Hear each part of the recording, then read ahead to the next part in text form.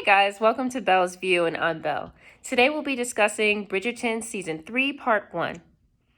Okay, I noticed a common theme.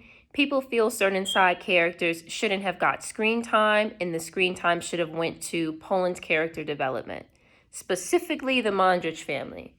However, I disagree. The Mondrich family has been somewhat involved since Season 1. We saw Will a little bit here and there in Season 2. We're in our 4th season of the Bridgerton universe. It's nice to mix it up and add new energy and new people in the mix, because sometimes the ton can be stuffy and boring. Case in point, when it was a scandal of Colin helping Penelope find a husband, Alice said, "It was quite noble and considerate of you to do that. You were being a friend." Someone with common sense. Someone with common sense.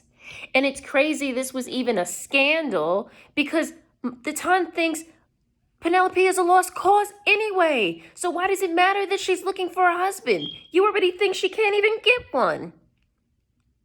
Leave the Mondrich family alone. I like them.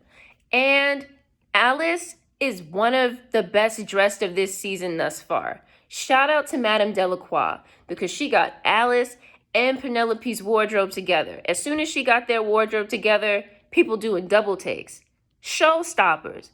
Madame Delacroix, stylist to the elite. Shout out to her. Moving along, some people complained about what's the point of Lord Anderson. I get it, but also in Queen Charlotte, Violet said her garden is in bloom and it's time to be watered. Her husband has been dead for what? Over 10 years? How old is Hyacinth? Is she 11 or 12? He's been dead for that long. It doesn't mean that she can't get an orgasm again. So if this is just simply a hookup or they're dating, why not? She deserves that. Plus, there's a lot of transitionings happening. Anthony is now married, Kate is now Viscountess, and Violet is now the Dowager Bridgerton. And that's a transition, and she'll be moving out soon. She deserves love, and she deserves to have a good hookup. And I think her going on a date or two with Lord Anderson would be fun. Plus, when she moves into her dower house, they could run around the house naked if they wanted to. You know what, though? You know who really could have cut down? Now, let me rephrase. Do you know who they really could have cut out of this season? Cressida Cowper. Why are we supposed to care about her? She's one of Penelope's main bullies, deliberately spilled a drink on her in front of Colin last season, deliberately tore her dress in front of everyone at the ball, in front of Eloise, who's her so-called friend. And I'm supposed to care that Cressida is desperate to find a husband, or else her father's going to choose one of his old friends? I'm supposed to care that her home life is bad? I get tired of humanizing mean characters. I get tired of humanizing bullies and perpetrators. I had this problem with sex education. I have this problem with Ginny and Georgia when it comes to Abby. And I have this problem here. Pen is neglected and shunned and outcast by the ton in her own family. It's like she can't catch a break. And Cressida is one of the people who really go out of their way to embarrass her and violate her. But we're supposed to care about this woman's home life? The things that she's done to Penelope could lead someone who deals with the amount of ridicule as Penelope to unalive themselves. And for the life of me, I don't understand how Eloise is friends with Cressida. I get that her and Penelope aren't friends anymore. I understand why she feels betrayed. But to befriend this woman that has bullied your best friend?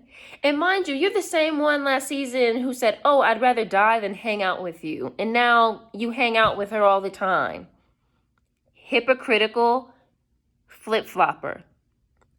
It's very pathetic.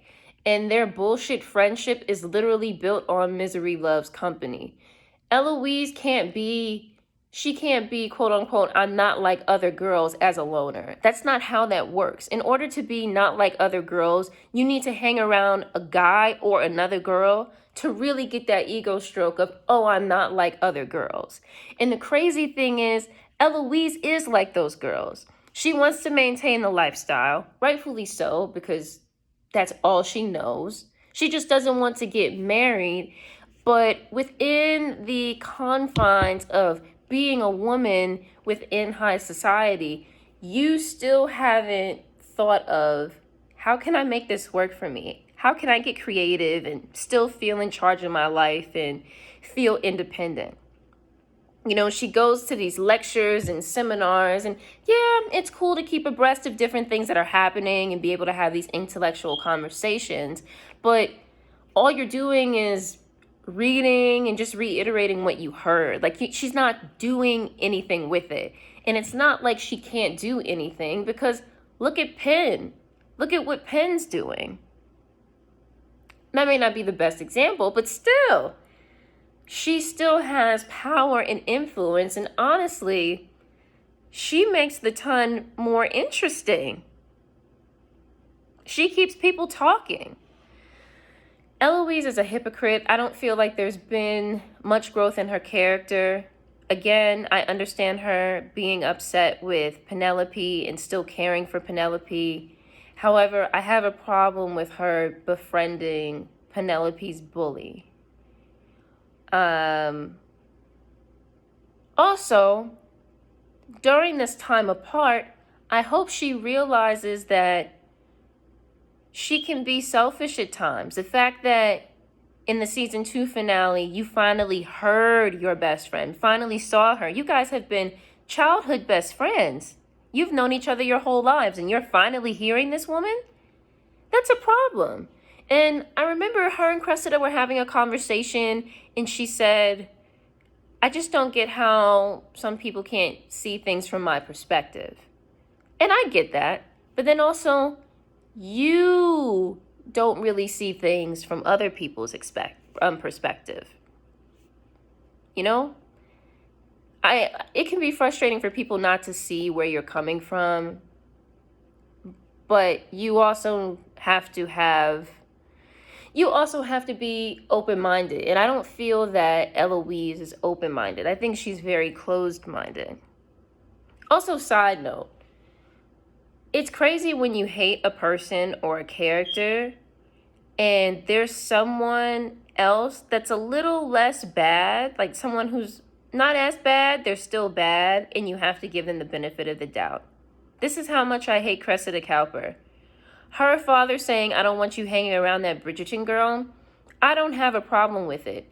If I were her father, and I know my daughter is on her 3rd year in the marriage market and hasn't got any real prospects or suitors, I don't want her hanging around the wannabe spinster whose family has had a couple of scandals here and there. So not me agreeing with the asshole, but look at it. It's genetic. Asshole father, asshole daughter. Moving along. Francesca. Francesca is the MVP of the season. I love her. I love her. I love how she knows what she wants in life. Her music is her passion. She loves her family. She wants a life of peace and quiet. And I could imagine growing up with 7 brothers and sisters where it's always loud. It could be overwhelming. You know, she deals with anxiety and she really likes her space. So for her to meet John Sterling, Earl of Kilmartin, who is like-minded in that way, it's so precious. Their connection is so pure and wholesome and authentic. It's so cute. And it was so cute seeing how smitten she was with him. And when she realized he was outside too to get a break and just get some peace and quiet, she was like, OMG, he gets it. He gets it. Even when he showed up to call on her the following morning, she was swooning. She was swooning. Or even when her and Violet were out in the market and she made a beeline for him. That was so cute. I know the book fans who watch the show say, okay, there's certain things that happen after this. However, I'm still rooting for them. They're my favorite couple of the season so far. Well written, great acting chemistry between the two. I have to find the actor's name that plays John. I know the actress that plays Francesca is Hannah Dodd. Killed it. Killed it. Excellent job. Excellent job. Rooting for her and rooting for them. In addition to that, it's crazy because I wasn't anticipating really like caring for Francesca.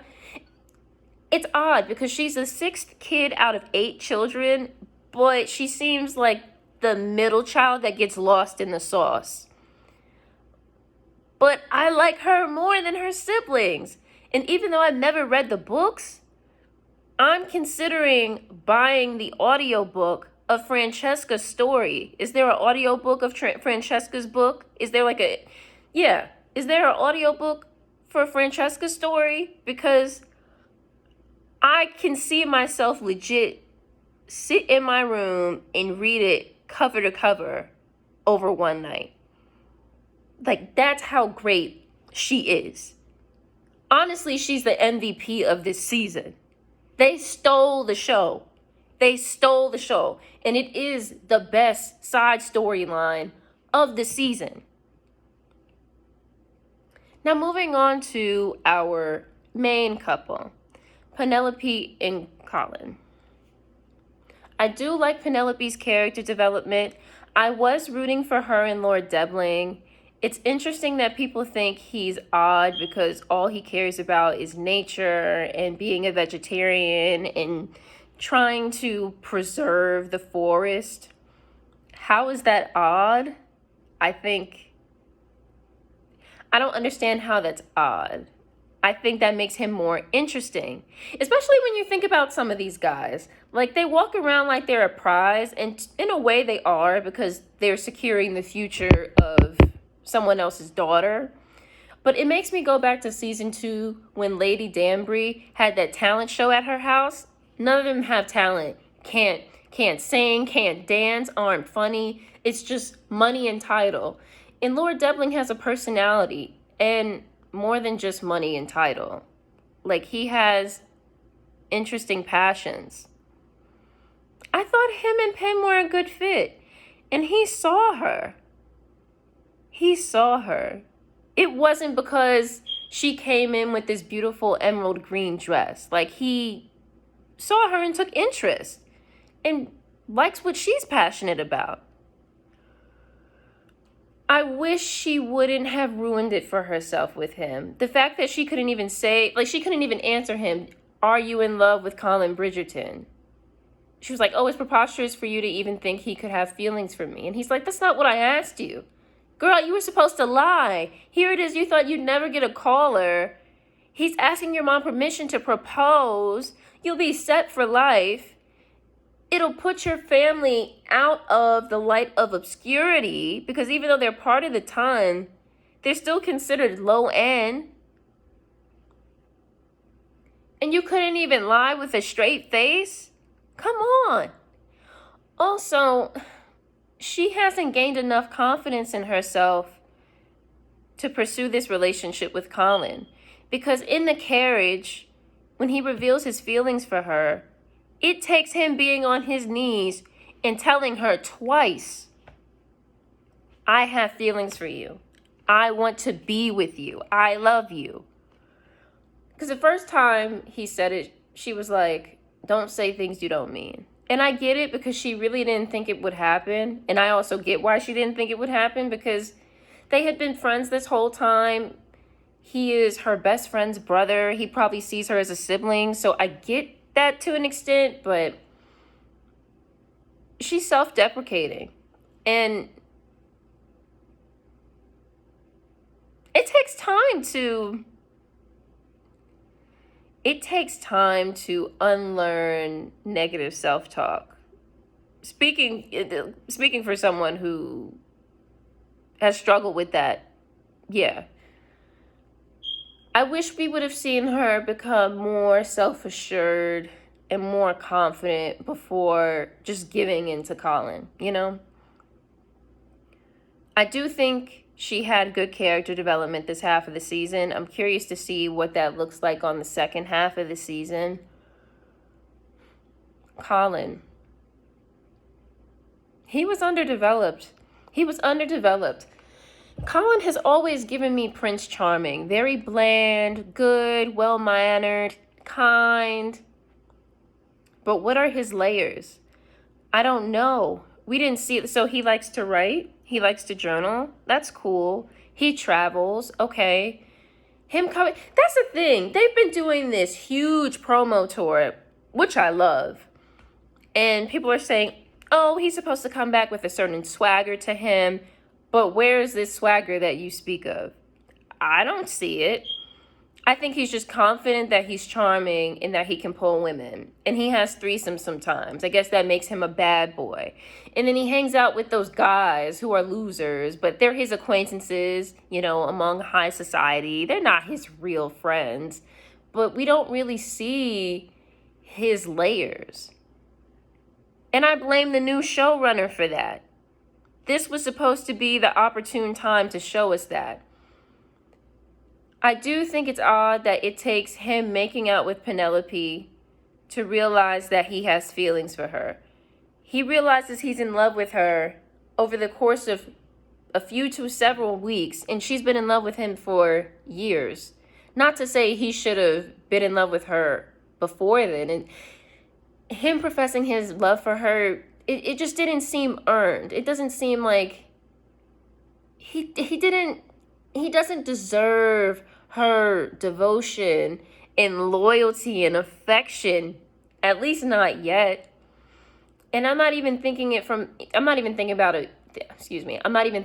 it from just that perspective, but Penn has made a way out of no way. Being labeled a spinster, an outcast. Here it is. Her father was a con man who didn't know how to con right, got himself killed, left the family trying to figure out how to keep their money. Then cousin Jack comes in. Him and her mom are scamming people on some fake ruby mines. And in the midst of all that and being seen as a lost cause, she is this prolific writer in London and no one knows her identity except Eloise. What has Colin accomplished? Penn makes her own money. She has a successful business. What has Colin accomplished? I know that he travels because, you know, he wants to explore, which is cool. But he's still bland. I don't know what his personality is. Out of all the Bridgerton sons and the Bridgerton children, he does seem like a mama's boy in a healthy way. I wouldn't be surprised if Colin is Violet's favorite, let alone her favorite son. Because he is the one that would do his mother a favor. Out of the kindness of his heart, he's like, Colin, could you please accompany or could you do me a favor, dearest? Of course, Mama. Like, he loves his mother. He loves his siblings. If he has to be responsible to an extent, he'll do that. But does he know what his purpose is? Does he think he have a purpose? I don't know. I wish we would have explored that a bit more before he professed his love for her. Because now this, are you going to marry me or not, Penelope Featherington, seems so rushed because I don't even know if he knows who he is. And that's what Penn said in the first episode as Lady Whistledown. She was like, does he even know himself? And I was like, that's a good point. Does he even know who he is? Why did he feel like he needed to put up a facade? We don't know. I wish both characters were more self-assured before they consummated their feelings for one another. I think that would have made it, yeah, I think it would have made that epic carriage scene more rewarding. I mean, it was still rewarding. It was great. Honestly, I feel like that's the best steamy scene I've seen in Bridgerton. However, it wasn't earned. It wasn't earned, and he's going to find out she's Lady Whistle. He's going to find out she's Lady Whistledown. I don't know how he's going to react. How do they recover from that? And you have these two people who love each other but are still insecure within themselves. And it's like, okay, well, how can we be secure in each other if we can't be secure in ourselves first? So I don't know. I'm not sure. But we'll see.